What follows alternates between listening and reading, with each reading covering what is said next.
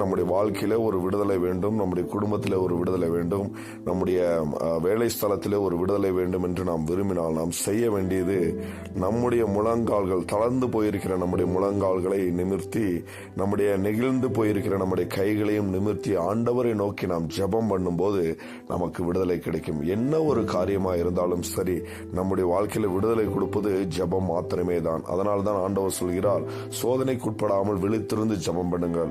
1 மணி நேரமாவது என்னோடு கூட சேர்ந்து ஜெபம் பண்ண மாட்டீர்களா என்று அங்கலாய்ப்போடு சீசலை பார்த்து நாம் கேட்கிறதை பார்க்கிறோம். ஆம் பிரியமானவர்களே, நம்முடைய முழங்கால்களையும் நம்முடைய கைகளையும் நாம் நிமிர்த்தும் போது, ஆண்டவரை நோக்கி ஜெபிக்கும் போது, ஆண்டவர் பெரிய காரியங்களை, விடுதலைகளை நம்முடைய வாழ்க்கையிலே, நம்முடைய குடும்பத்திலே, நம் வேலை ஸ்தலங்களிலே, நம்ம சுற்றி இருக்கிற இடங்களில் எல்லாவற்றிலும் ஆண்டவர் தர அவர் வல்லமுள்ளவராக. நாம் செய்ய வேண்டியது இந்த ஜெபம் தான். இந்த ஜெபத்தை செய்யும் போது ஆண்டவர் பெரிய காரியங்களை செய்வார். அதே சமயத்தில் நம்முடைய ஜெபம் இயேசு கிறிஸ்து மூலமாய் பிதாவை நோக்கி ஜெபிக்கிறவர்களா